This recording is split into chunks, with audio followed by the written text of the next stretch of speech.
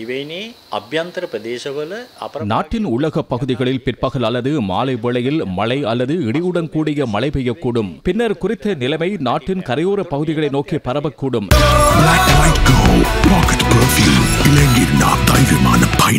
இந்நிலைமைகளில் இன்றைய நாளை எடுத்துக்கொண்டால் மாலை அல்லது இரவு வேளைகளில் நாட்டின் பெரும்பாலான பகுதிகளில் மழை அல்லது இடியுடன் கூடிய மழை பெய்யக்கூடும். மேல் சபரகமுக வடமேல் மாகாணங்களிலும் காலி மாத்தறை பதுளை ஆகிய மாவட்டங்களில் சாதாரணமாக 100 மில்லிமீட்டரை தாண்டிய மழைவீழ்ச்சி பதிவாகும். ஏனைய மாகாணங்களிலும் 50 முதல் 75 மில்லிமீட்டர் வரையிலான மழைவீழ்ச்சி பதிவாகக்கூடிய வாய்ப்புள்ளது. ஓரிரு மணித்தியாலங்களில் அதிக மழைவீழ்ச்சி பதிவாகுவதுடன் கடும் காற்றும் மின்னல் தாக்கமும் ஏற்படக்கூடும். மின்னல் தாக்கங்களில் ஏற்படும் பாதிப்புகளை தவிர்த்துக் கொள்ள உரிய பாதுகாப்பு நடவடிக்கைகளை முன்னெடுங்கள்.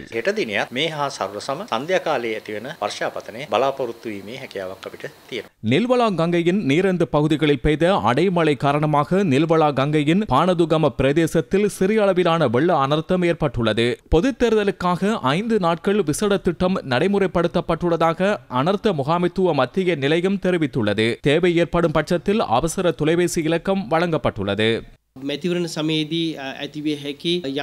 தேர்தல் காலப்பகுதியில் ஏதேனும் அனர்த்த நிலைகள் ஏற்பட்டால் மக்களுக்கு நிவாரணங்களை பெற்றுக் கொடுக்க அனர்த்த முகாமைத்துவ மத்திய நிலையம் ஏற்பாடுகளை மேற்கொண்டுள்ளது. விசேடமாக 6 தொலைபேசி இலக்கங்கள் தயார் நிலையில் உள்ளன. 0702117117 011 3668032 011 3668087 011 3668025 011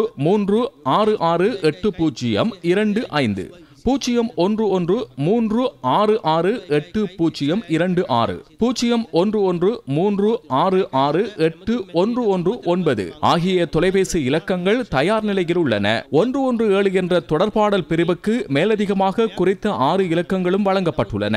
அதிக மழை வீழ்ச்சி பதிவாகியுள்ள நிலையிலும் அனர்த்த நிலைமைகள் ஏற்படவில்லை. எனினும் மீட்பு குழுவினர் உபகரணங்களுடன் தயார் நிலையில் வைக்கப்பட்டுள்ளனர். ஏற்படக்கூடிய நிலைமைகளுக்காக அவர்கள் தயார் நிலையில் உள்ளனர். சாதாரண நாளில் காணப்படும் அவசர செயல்பாட்டு கூடத்துக்கு மேலதிகமாக விசேட அவசர செயல்பாட்டு கூடம் ஆரம்பிக்கப்பட்டு சகல நிறுவனங்களுடன் இணைத்து இந்த செயல்பாடு முன்னெடுக்கப்பட்டுள்ளது.